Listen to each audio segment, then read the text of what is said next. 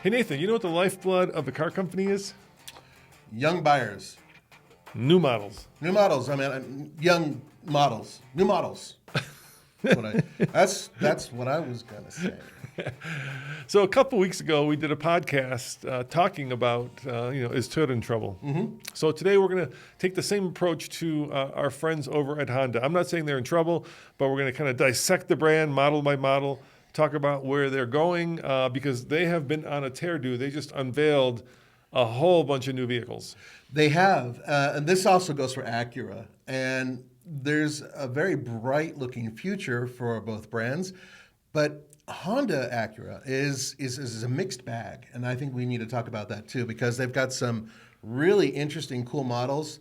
And then there's a couple models that kind of make you scratch your head a little bit. So I think we should cover all of that and talk about basically everything they build. But first, I just want to give a shout out and a thank you to our Patreon supporters. If you guys have questions, we will answer them via actually video.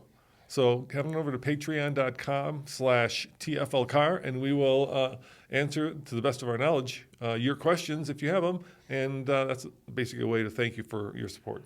It's a funny thing about the support we get. We've actually talked to a lot of you guys directly who are Patreon supporters, and one of you years and years ago asked me if I had a go-to in terms of, what brand you just simply suggest to get somebody out of your hair like an in-law. And that's a really good question because it happens to me.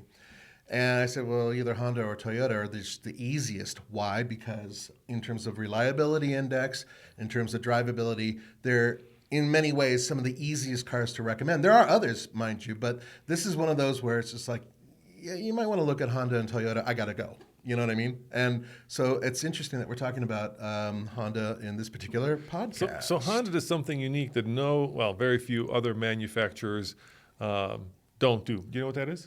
They do not sell to fleets. Exactly. Yep. Yeah, that's right. yeah. They're very proud of that fact. They are proud of that fact. And so if you look at their sales numbers, yes, they're usually a little bit below Toyota, but Toyota sells to fleets and Honda doesn't. And that imbalance changes things a little bit. Also, Honda uses different type of tech than Toyota. I hate lumping them together, even though I find them to be the two most competitive brands, because they almost have every vehicle compete against each other. If you look at it like a diagram, if you look at, say, the Accord and what it goes against, which would be the Camry. I mean, they're right there.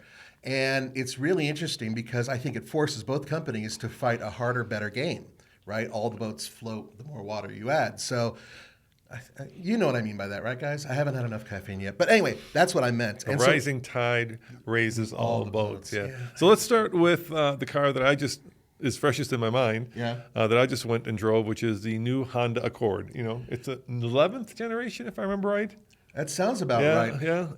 It's crazy huge. It's so big compared to where it started. And they got rid of the 6-cylinder and they got rid of the manual. Yeah. So now there's only two variants. There's a 2 point, I forget exactly, but there's a turbo and a four-cylinder turbo and a four-cylinder hybrid. That's all. Both paired to, this is another thing that I got in a lot of trouble. So the hybrid has an eCVT. They don't even call it a CVT. It's like a planetary gear set. It is, and it works. It's very interesting because it actually can go to a 1-to-1 ratio at a certain point when you're at highway speeds, which is like super, super economical.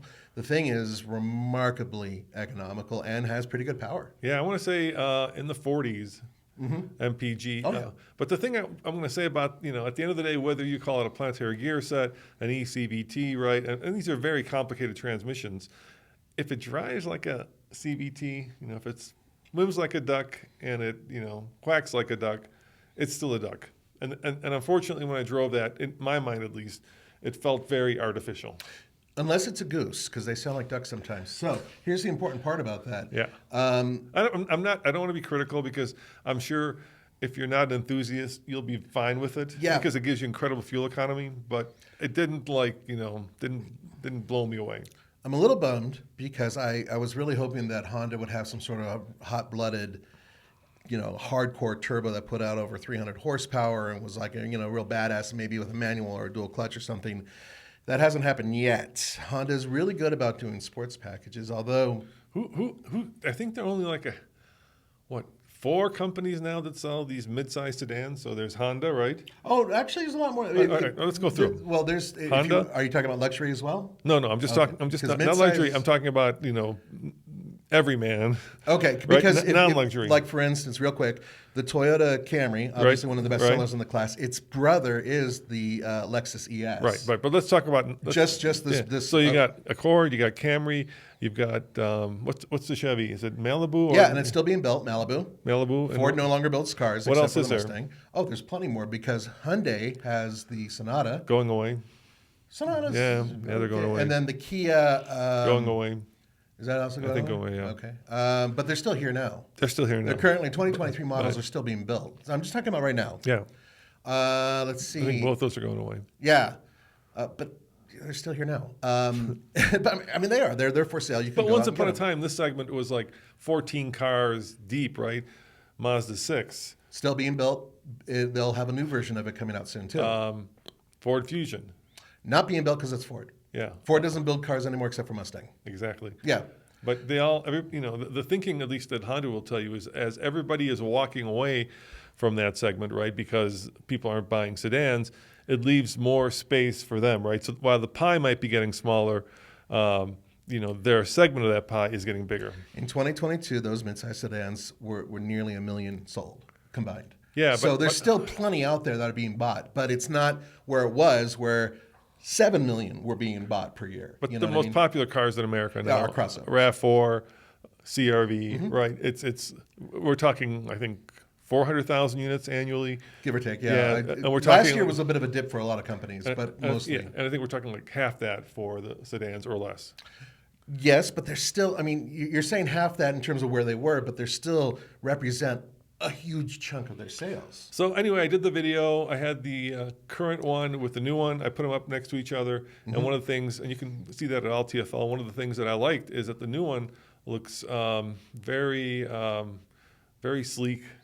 Very, I think it looks very kind of modern. I think it looks manly. Yeah. It's kind of it looks a little less effeminate. The last People one, say it looks like a Taurus.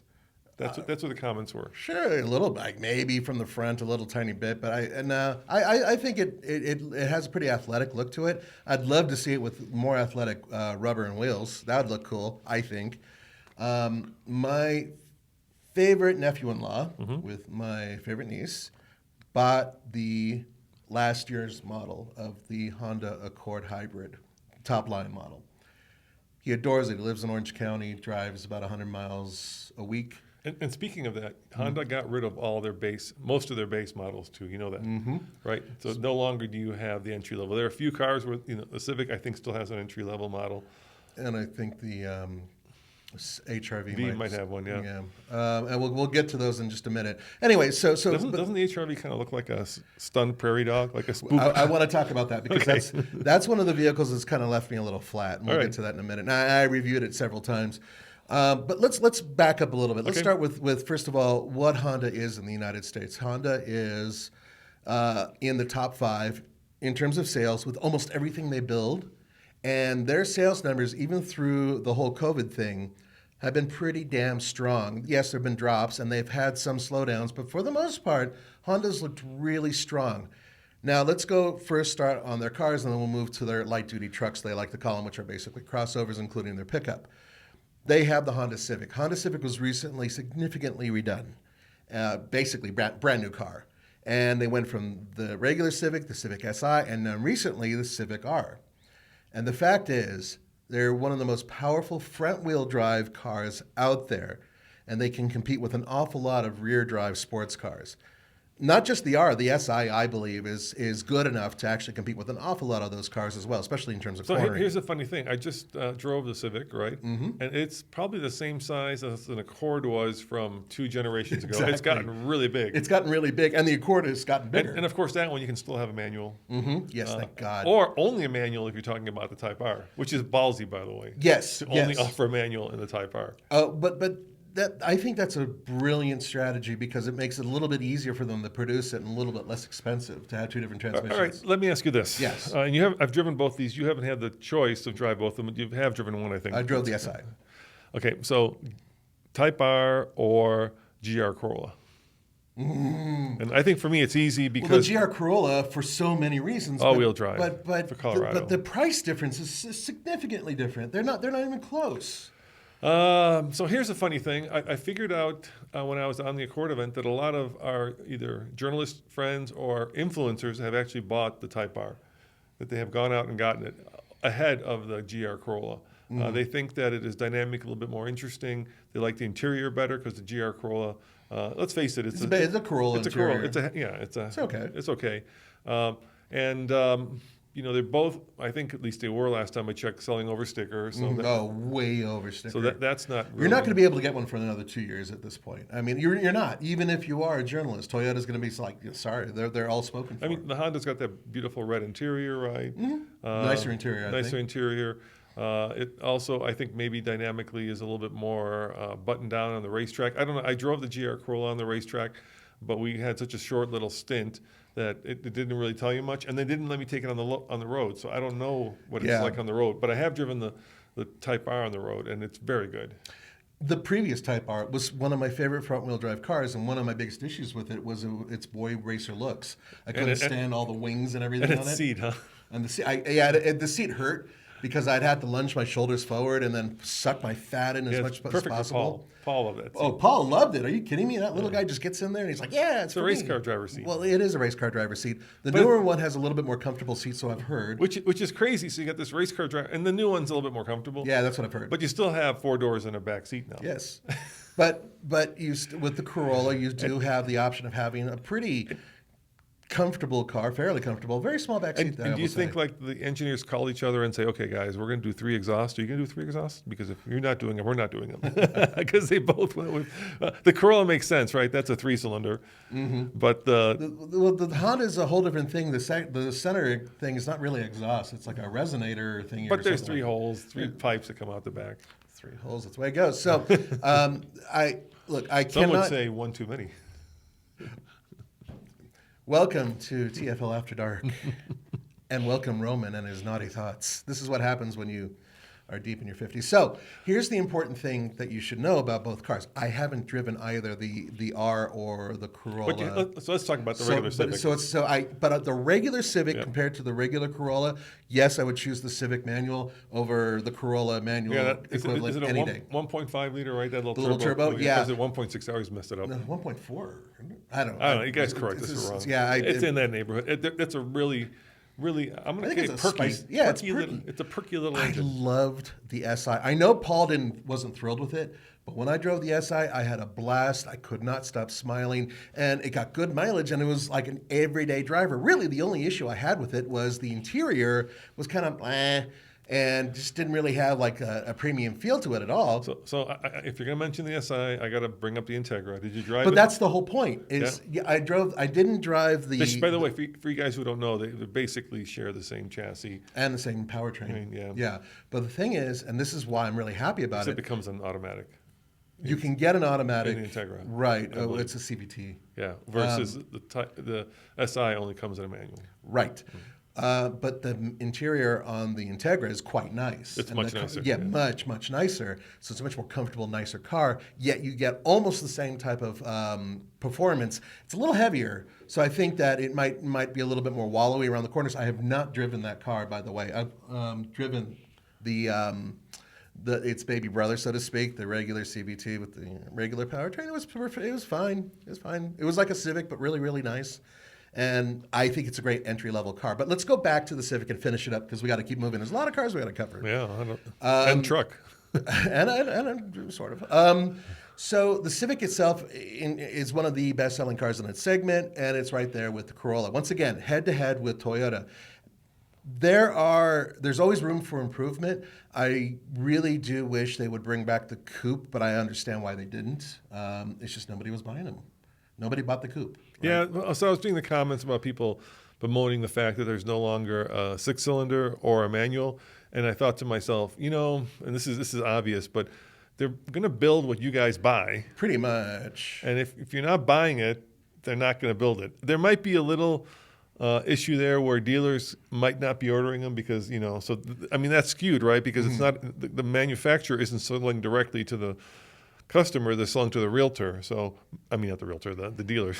So maybe the dealers aren't ordering the manuals, and maybe that kind of skews the thinking of the manufacturer. But I think they probably know more than we do about their customer base. I would agree. Now let's move on to the Insight, which is no longer being produced. Honda did discontinue that vehicle. And it's kind of a shame because it was right around the time they made it much more attractive and a little bit better car. And it's just, once again, nobody really bought them.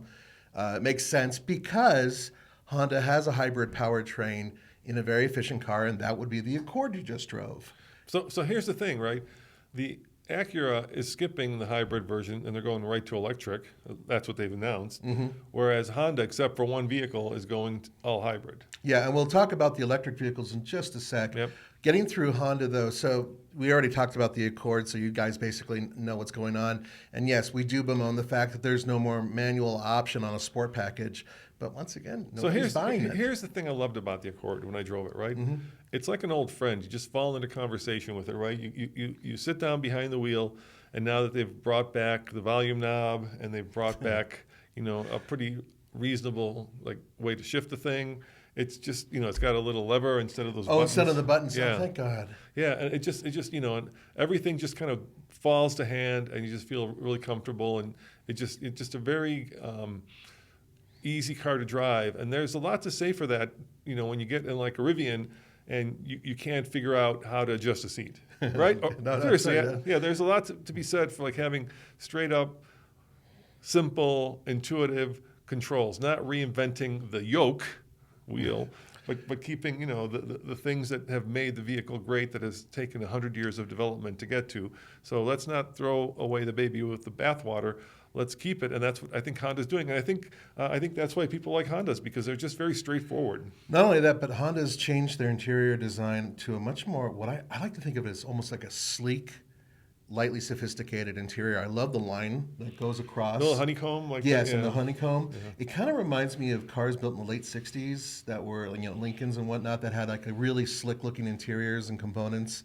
I thought, I'm not saying it was a Lincoln, but I'm saying it just kind of reminds me of that nostalgic, cool, almost Bauhaus design. You guys can interpret it any way you want. Bauhaus. Yeah, not the rock group, but the actual. Yeah, we're getting very uppity. Anyway, so let's move. Right. Let's move on to. That's basically it for the cars. This sounds like Spike's car radio when he gets him and Jerry. Have you watched that? Have you listened to the podcast? I have listened to the podcast. They get really deep into Porsches and like Rolexes. Yes. It gets a little. Two things that I wish I knew more about, but I just have no access to. It's a little. I don't want to say. I'll say it can get pretentious at times. I have a Rolex. Yeah. It left over my dad's will. He left it to me. Yeah. Turns out it's fake. Oh no!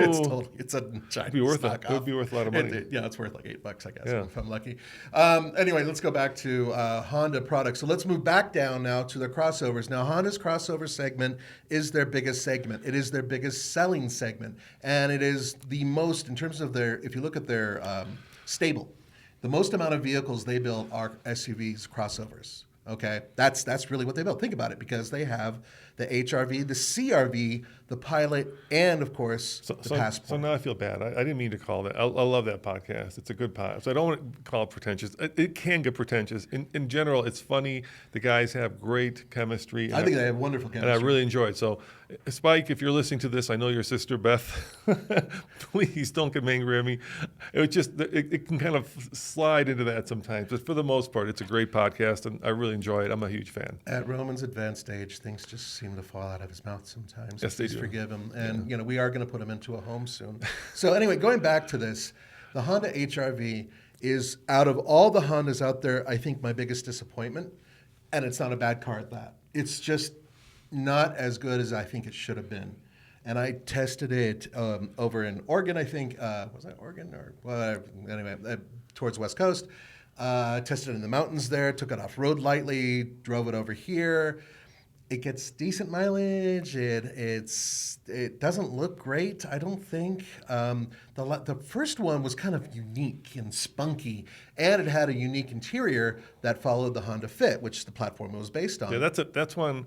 I really miss. My mom has the first generation. I was just in Florida What a great little car. her. What a great little car. Even Yeah. the second gen was great. Yeah, I thought so. Yeah, that magic seat where you could lift the bottom of the seat up. And, Which is what the HRV used to have on the old platform, and it was great. I don't know why they got rid of that. Well, because they changed the platform. So the new platform is based on. But why can't you keep that seat? Because the way the platform is designed, and they pointed this out to me because I yelled at them. The way the seat in the lower section is, where the gas tank's located. Remember, the gas tank was located under the driver's seat. So they moved the gas tank. That makes right, sense. they moved it, and for safety and for other reasons, I'm sure. So it's odd because the new HRV is a larger vehicle, so it has more comfort physically. Hold that thought. We got to go and just help pay for this podcast. Let's pay the bills. All right, you were saying. Yes. Okay, so the HRV is a larger vehicle physically, but it's odd because it doesn't feel like it has any more real storage. More importantly, it's not as efficient as the vehicle it replaces, which is really weird for Honda. I think it got 1 mpg less. It's something around that, one or two, depending on the model. But the point is that it's odd, I think, that when you replace a model in today's world, that you're actually lowering the overall MPG as opposed to making it better. And then the other part about it is that there's very few options available. You can get front-wheel drive and all-wheel drive.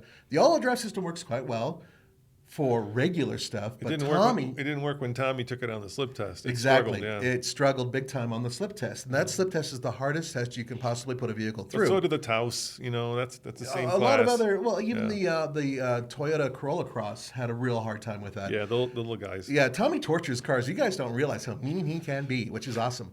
But the point I'm getting at is that the charm of the original HRV was lost with this new one. It's just kind of a plain Jane car, but it's a perfectly adequate car. I think they went conservative and safe. Which I'm kind of bummed about. And wasn't that weird? Honda kind of does that, right? They kind of vacillate between like the Type R is a perfect example of that, or a Civic. It's hair on fire punk rock. Or like, the HRV, which is... Or like chill music and Barry Manilow, right? It kind of... You don't have to make fun of yourself. I'm the guy who does the self-deprecating humor. You don't have to... Don't hurt the But Barry. they do. They kind of go, they come out, with, like you said, the guitar like... Yeah, screaming with the SI and the R, and then next you have generation this, which is Burt Bacharach or whatever. Yeah, the piano. Yeah, exactly. So and what's up, Pussycat? You wrote that? Yes, I do. That's the Tom Jones song. He sang it, but it was written by Burt Bacharach. Yeah, he wrote that. Yeah.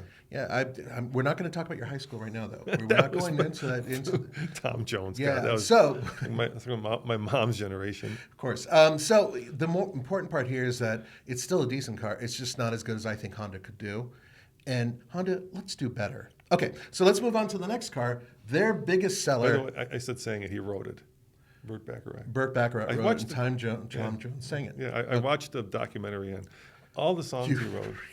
Oh my God, that guy! Oh, it's incredible. Yeah, you really should watch. There's better documentaries out there. The guy was incredible. Oh, he was like relevant for like 4 decades. I'll give you that. I'll give you that. Well, incredible. Barry Manilow wrote a McDonald's commercial that made him a ton of money, and a lot of other commercials. Yes. Why not? Your hero wrote some really good music. Okay, so let's move on because the Honda CR-V is one of the biggest selling, not only the biggest selling vehicles that Honda builds, but one of the biggest selling vehicles, period. Also new. And it's recently completely new. It is, as a non-pickup, pickups outsell anything right now in the United States, but if you look at the rest of the list, it's like RAV4 CR-V. Exactly, or they're right there. They fight for the most popular car in America. And for good reason. The size is right, the price is right, the economy is right.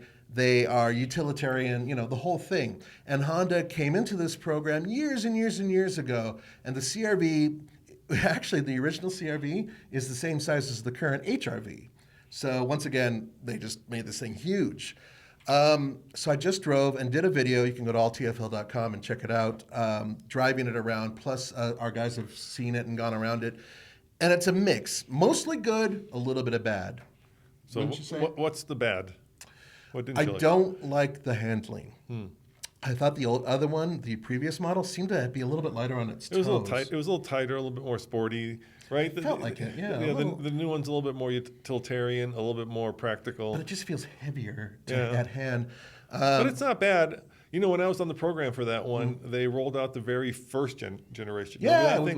with the tire on the door and Yeah, everything it else. was. They had one that was pristine, and it had like 200,000 miles on it. And it was my mom had that, or my stepdad. I forget. They had that. That one was super underpowered. But here's something interesting I learned. You can walk through that car to the back seat, right? Yeah, There's no like. the first and second generation, you could do that. You know why that is? Well, because I asked him that. I said, why is there like a walkthrough? And there's an interesting reason for that. And you'll be surprised by this, Nathan. to get to the baby. No, apparently Japanese, when they go from the front row to the second row or third row, they don't go outside of the car. They go through the car. So Japanese, their custom is if you want to go from the second row, from the first row to the second row, you won't open the door and go out and close it and open the second row door. You'll go through, and that's why they have that walkthrough. That's because they're not big fat Americans. Yeah, or maybe they live There's in no way a Tokyo fat and it's bastard like me very can make it tight, through there. right? You can't open the doors or something. I don't know. So the second Or maybe it's just like that's what they do. So the second generation CRV was one of the earliest programs I went as a young journalist. Yeah. Young. And they have a tray in the center that drops down so you can get through. And they mentioned that, but they didn't say specifically for Japanese. They're like, so you can get through, is the way they put it. And what was I laughed. so unique about the first gen? You'll know this. Oh, There's there's- something in the back. Oh, the table. Yeah, it had a little picnic table. Yeah, it has. So the lower section would pop out of the CRV, and you could use it as a picnic table. It was a hard plastic, pretty good Picnic table. It had little legs that came out. Yeah. So you could sit on the tailgate, basically, use that as a seat, and then just have this picnic table and go out for a family picnic. And you could store stuff underneath it a little bit. And it had these little hangers for your grocery as well. So you It was could one of the earliest vehicles to do that. Yeah. Other vehicles still, a lot of people still do that. The second generation, and by the way, the first and second gen, and I believe early third gens had manual transmission options, and they were all automatics leading up to, I believe, the later third and then fourth gen, which all became CVTs across the board. And the first two generations had the opening swing door, which had its benefits, but also its detractors, especially if you had a tight parking space and somebody was right behind you. But after that, they got rid of it, flip up tailgate, and almost everybody does that now. So I'm going to jump to the Civic again because my mom had the Civic station wagon that was all-wheel drive. Do you remember that one? Oh, yeah, was- the tall one. Yeah, it was brown. Those were brilliant. Toyota made a version of that too, right? Oh, yeah. Anyway, so I had so much fun in that in the winter because what it would do is it had this viscous coupling. So it was a front-wheel drive car until the front wheels started to slip, and then the viscous fluid would harden. It would send torque and power to the rear wheels. Yep. Which seems like a good idea, but it isn't, because what ends up happening is you're going around a corner and all of a sudden you're on snow-covered roads and you coming out of the corner, so you floor it, and what you're doing is you're breaking traction because it's sending power to the rear wheels, and the thing just wants to do a 180.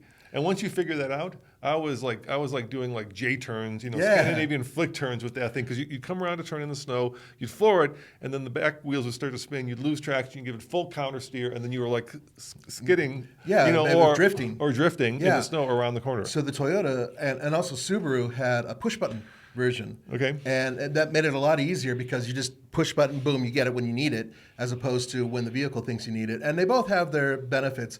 The Honda version is much more compact, lighter too, from what I understood. The one that was in the Toyota was very complex but well built, so it was really, they still have these things running around. They're falling apart because they're covered in rust. Yeah, they but are. I still see them like at ski chalets and stuff, which is awesome. You can every so often you can find one, but it's been used and abused. And some people restore them, and they're usually red with white wheels. Have you owned a Honda? Me? Yeah. Yeah, I've had a couple Hondas. What have you had? I've had 3 Hondas. Okay, what have you had? I had the CRX, Yep. the I version, which had, I think, 50 horsepower. I had the SI. I know you did, because you're the cool guy, and I was the economical bastard. But I got really, really good mileage. The HF. High Yeah, efficiency. HF. Yeah, that was the But HF. I think it was also known as an I in there, too. Then I had a Honda Prelude Okay.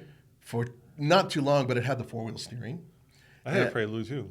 Did you? Yeah, I bought it and I tried to flip it. Didn't do so well because when I bought it, I didn't realize that it had been, typical story. It had been actually what had happened was apparently the guy dropped a basketball on it Mm-hmm. and it completely cracked all the paint on the hood and they needed a shitty job painting it. Sorry about that. And the person I tried to sell it to, like looked at that and like, what the hell happened on the hood? And I called the guy and he goes, oh, I forgot to tell you, I dropped the basketball. Oops, sorry. Oops. Yeah. But that was a fun car. Yeah, really Yeah. fun little car. 2-door Accord, basically. Yeah, I gave it to my ex girlfriend, Yeah. and she crashed it immediately. That was in Los Angeles, long time ago. And then you remember my last Honda product, which was my Acura. I had the first generation MDX. Remember that gold one? I remember the gold I one. really liked that one. It was the most comfortable thing I'd ever driven that I owned. I bought it used. I needed a temporary vehicle to kind of go between two vehicles, so to speak, and I needed something with good all-wheel drive. The irony was the all-wheel drive system completely took a crap, so it was just a really heavy front-wheel drive. As one Big does. V6, yeah. But it was really good. So I've had some Honda experience, but with old Honda products. Yeah. Not to mention the fact that almost every single friend I've had over the years, when I lived in the West Coast, had some sort of Honda product as well at some point in I time think in their life. everybody has had a Honda. Yeah. At some yeah, point. yeah. At least if you get to our age, you probably had a Honda. It's just because it's like I said, like an old friend. All right, shall we move on? Yes, let's move on. So after the CRV, and by the way, the CRV is available with naturally aspirated, well, not naturally, a turbo, and also the hybrid. See, they're hybridizing everything. Well, yeah, Except it makes for the sense. R. Because Type they R. do a really, really good hybrid system that's really efficient and has proven to be robust. Like, it lasts a long time, which is good. I know some people are iffy about the small, I got it. We got it back. Kind of following in the footsteps of Toyota, right? They're Right. hybrid. And also, there have been a lot of doubts about the CVT. The CVT so here- that Honda uses seems to be pretty solid. Here, speaking of hybrids, here's another interesting bit of trivia. I am just Mr. Trivia today. Sorry. Mm. Who was the first with a hybrid vehicle in America? People get this wrong. I would say Honda It was. the Insight. Yes, the inside. With the manual People think it's a transmission. Prius, but it was at first cockroachino with It looked like an one of the CRX. It had the same yeah, profile. It had the little covers on the rear wheels. I liked it. We bought one and it was full of cat pee, so we sold it Well, immediately. that car had just a poor 200 yeah. It was beaten. Anyway, that one came in first before the Prius. People Yes, always it did. think it's the Prius, but no, it was actually the Insight. But the Prius immediately started selling though. Because I mean, it it was was more people. It and was a just four-seater, and Yeah. it wasn't didn't really have- goofy looking at first. The first gen Prius here in the States was not a pretty car. Second one looked a little bit better. That was actually the second gen. The first gen was in Japan. Oh, in Japan. Yeah, we I'm never- talking about here in yeah. the States. Yeah. We never got the first gen. And then, of course, the Honda became the Insight, the bigger one. Yeah. And that one was not good. The second generation Insight. It wasn't brilliant, no. No, I remember they had to I think they were giving away iPads. promotion. Yeah, You exactly. get a free iPad if you get the car Yeah, or whatever. One of Tommy's teachers bought the car because he wanted an iPad. I guess it worked.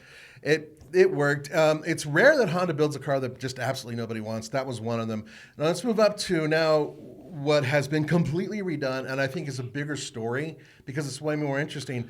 Once again, the CR-V is perfectly good, but the Honda Pilot and the Honda Passport, they got something that we dig, and that is off-road versions of their crossovers. Yeah, the Trail Sport, and we have spy photos actually of a Ridgeline Trail Sport, I think as well. I think that's also coming. So Andre's should come. going to publish that story.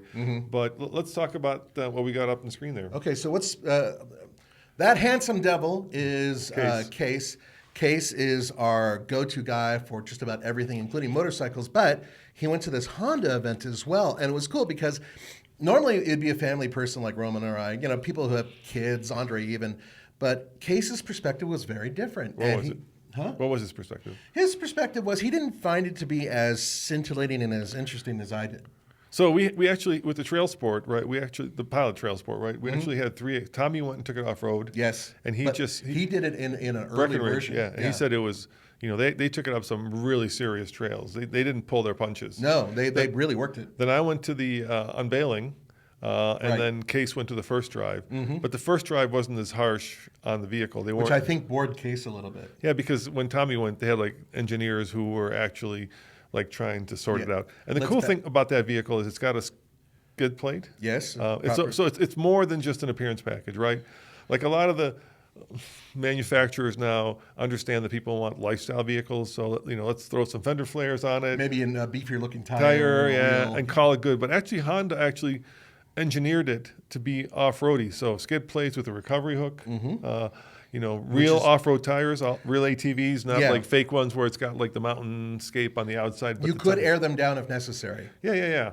And there's a little bit of a lift.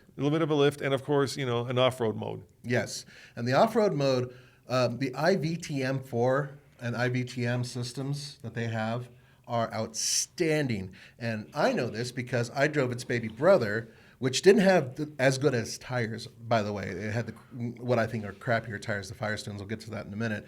And that would be the Passport. And Passport essentially is a Pilot, which is a little bit smaller, but it's the same platform, same powertrain. And I took that on some mildly difficult off-road courses in the desert, actually by Salton Sea. So that area was pretty hard on a vehicle that has very little grip. These new tires have a lot more grip, and I'm hoping they will find their way onto the Passport very soon. And then they also look the orange stitching and put it on the inside. Which looks really cool. Really looks cool. But my favorite thing, I knew they were serious when I looked underneath, and there was this funky recovery hook that was like built into the front skid plate, which is a real skid plate. It wasn't like a piece of plastic that was there for decoration. Right. If you can't see this if you're listening to this, but the approach angle is still, it's a road approach angle. But they have to have aerodynamics in order to make this thing, compliant with CAFE numbers and everything. And the other cool thing about that car is you can take the middle seat out in the back row and then stow it behind the second row. So there's like a little cubby that middle seat sits in. It can actually slide into it. Yeah, so if you want captain's chairs, so you can get to the third row, right, then you can pull that thing out. It's kind of interesting. It's heavy and cumbersome. And trivia, that's so the Japanese can actually get to the third row. Is it really? That's what I hear. Wow, I wonder where you heard that. but also being able to remove it as a father with kids, having the captain's chairs. I did a TikTok with that, and I did like 3 takes. And by the third take, I was really out of breath. And the reason the TikTok got like 1 million views is because everybody thought I was fat and out of shape. But it'd been like my third try at it. And by that point, I was like, oh my God, I can't do this again. Did you went to the third row? No, I just took it out and then walked it around and put it in its little cubby hole. Do you think people actually like ever do that? Or you think I would personally. Yeah. But I know I'm one of those guys who'll do something because I know it's there and I should do it.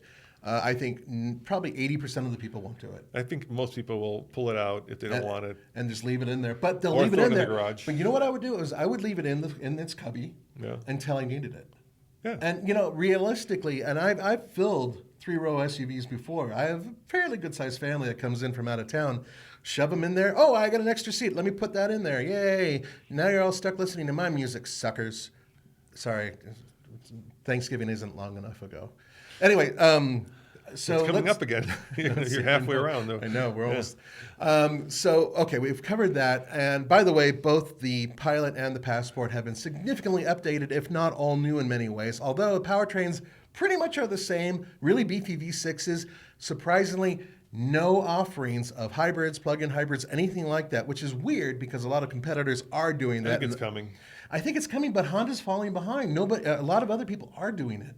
Anyway, I like the car, especially in that. Like, the color looks awesome. Yeah, it's like a horizon blue. It's beautiful. It's a Gulf blue in my book. Yeah, or Barcelona blue, depending on the manufacturer. It's really good looking, and I kind of wish hopefully we'll get it and we can actually take it off road because I really want to take it into the mountains. I want to put it on through Andre's pit and maybe even have it gently caress Nathan's crack. So let's skip to the truck. Yes. So the Honda Ridgeline, one of our favorites, by the way. Yep. The Honda Ridgeline is really unique. It is based on a similar platform. It's actually selling really well, too. Oh, they've been not only have they maintained their sales numbers, in many cases they've overtaken other sales numbers. So it's not quite Tacoma levels, but no, but it's. I want to say 60,000 a year. These numbers average about 5,000 or 6,000 a month. But it hasn't moved too much. It's gone up a little bit, but it hasn't really dropped. Despite COVID and all that other stuff, they managed to keep selling them. As a matter of fact, I tried to buy one. And completely being transparent here, I actually contacted the Honda themselves. And they said, no Ridgeline for you. They did. And they weren't mean about it because normally what you can do is if they have a vehicle that you've actually driven. But this was during COVID and they didn't have cars. And so you go through the whole fleet. I was going to buy a fleet vehicle. Was it what's the HPD package, HPD, but on the Sport. Yeah. So I was going to get the base model. And ironic, this is the craziest part.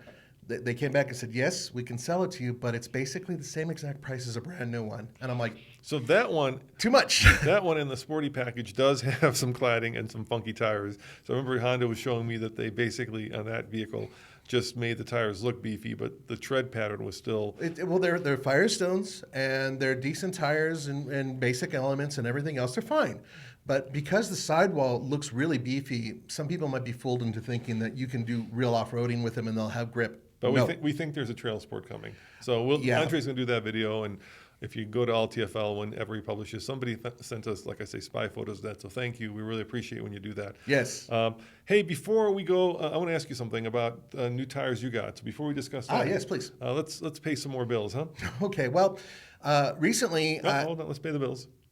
Okay, we're back. Okay, sorry about that. Yeah. Okay. So tell me about the tires on your Santa Cruz. Yes, so as you guys may have heard, I bought a Santa Cruz almost 4 months ago. And it came with Kumho tires, which are completely adequate for everything, but they don't do anything particularly well. Right now, we're in a very snowy environment. Okay, I decided right off the bat, these tires have got to go. I need something that has better grip, and I want to try something different. So rather than going to KO2s, which are always my go-to tires on a truck, this isn't really quite a truck, right? It's more of a crossover. So I contacted BFG and I talked to Grant, our main guy here at TFL, and we discussed it. And they have a new tire called the Trail Terrain. Now, the Trail Terrain is a really interesting tire. It's made for crossovers and SUVs, light-duty trucks. And essentially what it is one step down from the KO2 in terms of its over-savage capability. Yeah, which is probably right for that truck. Exactly, but it's actually above the KO2 in terms of its winter rating. It has the 3 snow peak rating. KO2s come with those too. It depends which one you get. Well, this is standard with 3 snow peak. So tell me about it. How is it in the snow? It's fantastic. In front of my house, there's this huge area, which is seriously, it's almost a quarter of a mile. It's all frozen solid because there's houses and all that shade. Just with all the snow we've had, it just doesn't melt. It turns to ice. Now with the Kumhos, I would go out and almost every time lightly touch the brakes and the car would still do this little slide almost every day. I got used to it to the point where I was doing tank turns. So, yeah, seriously, and because it's like, oh, I'm going to slide. So I put on these BFGs and I pull out of my driveway the next day and I hit the brake and it stops. It didn't slide. That's weird. And I looked out. I actually unrolled my window, looked out to see if everything had melted. And it's like, no, it's all there. It's still ice. Accelerated. Not a slip. Didn't put a wheel wrong. And this was right before a pretty good-sized snowstorm. What did we get? About 6 inches to a foot, depending on where you are. Yeah, it was pretty good, yeah. It was pretty deep. The thing didn't care, and I was stunned. I didn't realize how substandard the Kumhos were in snow until I got these tires, which absolutely ate up the snow. It was almost like having snow tires. They were that good. So, yes, I got a chance to drive them with that. Economy, I think, may have dropped off by 1 mpg, which is a small price to pay, but I'll know that when I do a longer video, which is coming up. There's going to be a video coming in from Moab, Utah in a few months where I take it into some sand and test it in that. And by then, it'll be in almost every type of environment. And I think I have a solid perspective on those tires. All right, well, let's go back to Honda. Yes. So closing out Honda, of course, we talked about the Ridgeline. Ridgeline hasn't had any major changes recently. It is a good, solid seller. One of the things, once again, a little surprised, there are no options when it comes to powertrain or drivetrain. It is what it is. But the thing can tow 5,000 pounds. It holds, I believe, 1,500 pounds. It's right up there with a lot of other mid-sized trucks, except for towing is on the lower side. What I used to say is, if you don't look out the rearview mirror and not see the bed, it drives like an SUV. Yeah. Which is great. It's super probably the sportiest of all the mid-sized trucks. It'll outhandle just about anything out there, yeah. Unless you have like a street package on one of those other trucks. Yeah. But in terms of day-to-day driving, it's very easy. My wife wanted one. That's why that was my first choice. The in-bed storage is huge and very usable. It's one of the most utilitarian vehicles you can buy. However, if you need to tow or you're serious about going off-road, look elsewhere, right? Anyway, so they managed to maintain the sales of them. There are no changes really for this year. Once again, I'm a little surprised that I haven't heard anything about a hybrid version or anything else, especially considering what the competition is out there. But they are in line for a refresh. Big time. Yeah, I think it's maybe even an all-new model. And usually when the Pilot comes along, then there's a new Ridgeline. So right. Either a refresh or something new should be coming. I would expect within the next 2 years. That's just my gut feeling. All right. Now let's move on to Acura real quick. Now Acura. Wait, you forgot one. The minivan. Oh my God, I did. Don't forget the Odyssey. I did, and you know what? Maybe that might be part of the deal right there. The Honda Odyssey is, in some ways, is kind of anachronistic in its class because it's one of the few minivans remaining that is front-wheel drive with a V6. There's only one other that I can think of off the top of my head that has a V6 and only front-wheel drive. It is the sportiest of all the vans still. Yeah. But they've kind of been left in the dust. Like the Pacifica now is a plug-in hybrid. Plug-in hybrid, or you can get it with all-wheel drive. The Carnival is, kind of off. It kind of has a more off-roady feel. That's the one I was talking about that only has a V6. There's no other options with that one either. Carnival is more like I think they really positioned it to be more of a SUV-ish minivan. They if that makes sense. tried really hard. And we have a very successful video that I'm very proud of that we put out on TFL Car. You can also see it on all TFL. And of course, Toyota competes head-to-head with it. Yes, well, no, more so. Toyota actually has a front-wheel drive and all-wheel drive, but it's standard with a hybrid system. And it's not as fast or as fun as the Honda, but it's really, really, really efficient, and it makes the Honda look like it's just swills gas. We took the Toyota on a track, remember? A long time ago. Oh, that was before that was back. That was like that was the SE version, and that was, much. We took a minivan on the track. That was actually pretty cool that we got to do that, though. Yeah, it had like sporty tires and like a little bit of like... They changed the steering geometry, and I think stiffer suspension, but I'm not sure. But in terms of Honda, the Odyssey is still king when it comes to sport. So if you need to have a little bit of fun, right now I think the Odyssey is the only game out there for a little bit of fun with a minivan. Otherwise, you're going efficiency with the Toyota, or you're going kind of sort of off-roady looking with the Kia. And there's not a lot of other options other than, of course, the Sienna, like we said. Or the Pacifica. Is the only other option. The biggest problem with the Pacifica is you can either have it as a plug-in hybrid or all-wheel drive with a Pentastar. You can't have both. You can't have a hybrid with a plug-in hybrid, which is just shame. But also, it's the architecture of the vehicle. Yeah, I think you can't put a drive shaft through the battery. If I remember right. And not only that, I don't think they can even run an electric motor to the rear wheels like they do with some Toyotas. Yes. Which they do with the Sienna, because I think they're lacking space because they have the third row stow and go. So but I'm not an engineer. I don't know 100% why. But the point is, going back to Honda, the Odyssey really is their sporty van. It's comfortable. It's roomy. It's roomy. It's perfectly good at everything. I think we're down to 4, right? That's all there is. 4 minivans. Yeah, that's why I keep trying to think about it. I don't think there's anything else. Well, Volkswagen will have their electric ID van buzz. soon. Yeah, that's going to come in later. Okay, so let's move on now to Acura, I think, real quick, and we'll wrap this up with Acura products. Acura Integra. Most interesting is Integra. I think so too. Yeah, I agree. Before you ask about their really super sporty, most awesome, amazing vehicle, which Roman had at one point in time, I believe you drove it on the Autobahn with snow tires. Did you not? What was that? Oh, the NSX. Didn't you have it? The NSX is going away. That's why I was going to mention. Yeah. In Europe, it's a Honda, but here it's a. Yeah, the NSX Acura is gone. With the Type S, they sold out their best version. Yeah, like 200, and all of a sudden people figured out that it was really good. Right before Corvette basically did the same thing with the E-Ray, right? Yep. Where they put 2 electric motors in the front wheels and a gas-powered engine in the rear. Is the E-Ray a hybrid? Is it considered a hybrid at all? It's a hybrid, yeah, just like the NSX. Same thing. It's just same type of thing. It goes like 4 miles below 45 on all electricity, just kind of like the NSX. The NSX was, in many ways, way ahead of its time, especially because, yes, there were other, P0 was out and the LaFerrari, but those vehicles were much, much, much, much more expensive. This was almost obtainable by humans at one point in time. And they haven't come down. They didn't sell, but because they didn't sell, they haven't come down. I was talking to the guys at Savage Geese, and they did a whole, I guess, a deep dive into the NSX. And what they were telling me, and I don't want to pass along, gossip, so I'm not going to go deeply into this. Yes. But I guess there was some friction between the American team, because it's built in Ohio, and the Japanese team. So that's why it took so long. That's what they were telling me, at least, that the reason it took so long to bring it. Well, there were development issues. We know that as well, and that's why we saw the prototype and all these different ones for like 4 years, different hybrid systems. And the story is that some kid came along to Honda, Acura and said, "Oh, I got a simple solution," and made it very simple, and the car was great. Before that, the prior version burnt up on the strip, literally caught on fire on a test track, and they have pictures of it online.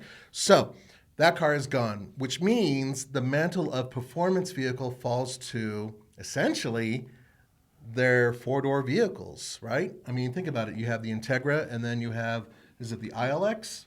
The TLX. TLX, yeah. There was a special one in Chicago. Yeah. Let me find. They're only building 300 of them. It was really cool. So the Integra, for those of you who don't know, once again, built on the Civic platform, essentially a Civic, with a lot of really nice goodies. A very comfortable, very well laid out vehicle. Excellent entry level luxury vehicle. And some people like the look, some people don't. And it had a hatchback, has a hatchback. So this one's cool. It's the 2023 Yeah, the TLX Type S PMC. That's the hand-built one. So they partially hand-built it. They're building 300 of them. Yeah. And it comes in, get this, red, white, or blue. Oh. Yeah. And it has 350 horsepower, which to me is a little, today, it seems a little on the low side. 10 years ago would have blown my mind. It feels like, like a Stinger, right? It feels... But that's going to be, I guess, the new Halo car. If you can get one, but with only 300, they're going to be sold out. But I have a feeling that they'll have a just as capable version next year with a different type of thing that's mass-produced. It makes sense if they're going to get the sales, and I guarantee you that's already sold out. For sure. Yeah, I'm sure. And then, of course, RDX and MDX. Yes. So the RDX is still one of my favorites in the class. I mean, and I'm comparing it all the way down to the Honda CR-V and all the way up to vehicles like from Genesis, the G70. Would I choose a G70 over an RDX? It's close. It's really close, folks. And both those are going to go all electric, Honda has said. Yeah, that's the other thing is that, so let's get to the MDX. MDX has recently been completely updated. It's supposed to be a lot better in terms of driving dynamics. I haven't driven it yet. I took it on the ice last year. Yeah, what'd you think? It was good. That was really good. Yeah. Yeah, they're, super handling all-wheel drive.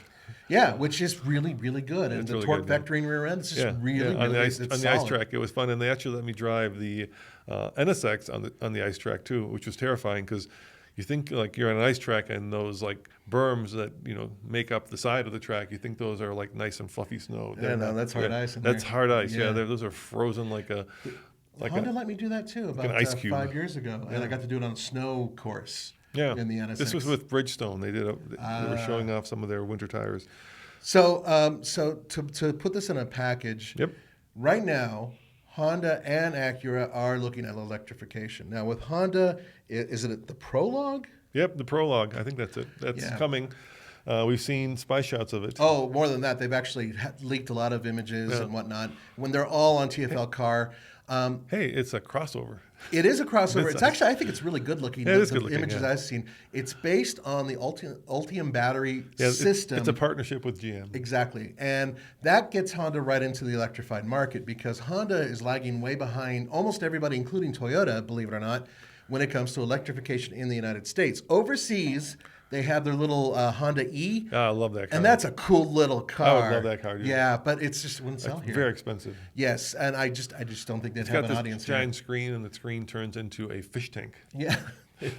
And it has a look of like the original like CVCC and all those other ones. It has a kind of similar feel. It's like the Mini SC. It doesn't have a lot of range. No, very short range. Yeah. And that's one of the reasons why. I wouldn't do well here. But they are looking, they've been putting together a lot of different partnerships. Once again, we have it on our websites. And they are moving to electrification slowly but surely. I really hope that Honda starts looking into PHEVs a little bit more because I have a feeling that sweet spot's going to be the growth segment in the future. Right. But we'll see. Anyway, so they have that for Honda. But when it comes to Acura, Acura wants the entire brand to be electrified within the next, I think, 5 or 6 years, right? Yeah, coming up quick. Yeah, so you're going to see more and more electric vehicles. Some of them based on the Ultium platform. I have a feeling you're going to see that almost immediately following the Honda introduction. And then it's just going to move on from there. And you're going to see a ton of electric vehicles coming directly out of Acura. So, is that good? Is that bad? It depends on your perspective. I think it's good. I think, as long as you give people choice, I kind of, say this too often. Please stick with the CCS and don't go to Chatamo. Yes. I know you're a Japanese-based company. Don't do Chatamo. Don't do Chatamo. No more Chatamo. Hey, what's crazy? Like, we can no longer, with electrification, actually, get European cars in America. So I was talking to Porsche, and I wanted to get a Taycan European delivery, right? Yeah.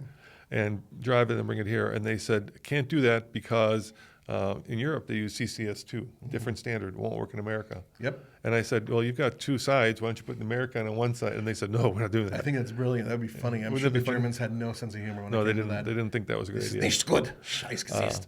But yeah, so 25 years from now, when you can legally import an electric car from Europe, you could do it, but you won't be able to, without an adapter, you won't be able to And run that's, it. I think, adapters. Look, we know for a fact, and this is a real quick side note for electric vehicles, that companies like Tesla even are going to be opening up their networks to work with CCS.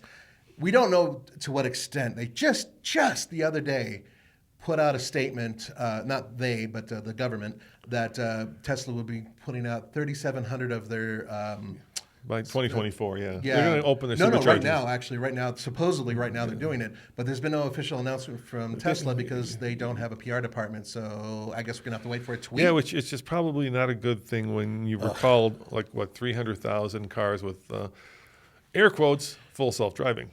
Yeah, that's a whole different thing. Though we're not going to go on a Tesla rant, but I will say this: that if you're able to adapt those, and they have a special one specifically built, the Tesla chargers that can work with CCS, I'm pretty sure that we can find a way to work with So in CCS Europe, too. Tesla CCS, that's what they use. Here in America, they have their own proprietary. Exactly. Which is different. So anyway, that's a whole nother It's a podcast. different kettle of fish right there. It is a different kettle of fish. But to kind of round it up, I will say that I think that Honda is looking really strong. In some ways, they're a little bit more cohesive, I think, than Toyota, but they also have a smaller lineup than Toyota. They're looking strong in terms of their design, but many of you out there lament the fact that they no longer offer any of their vehicles that are small with an automatic transmission. And then their larger vehicles, some of you guys are complaining about the fact that they have automatic transmissions that you don't like. And also there's been questions about oil consumption. So they're not perfect.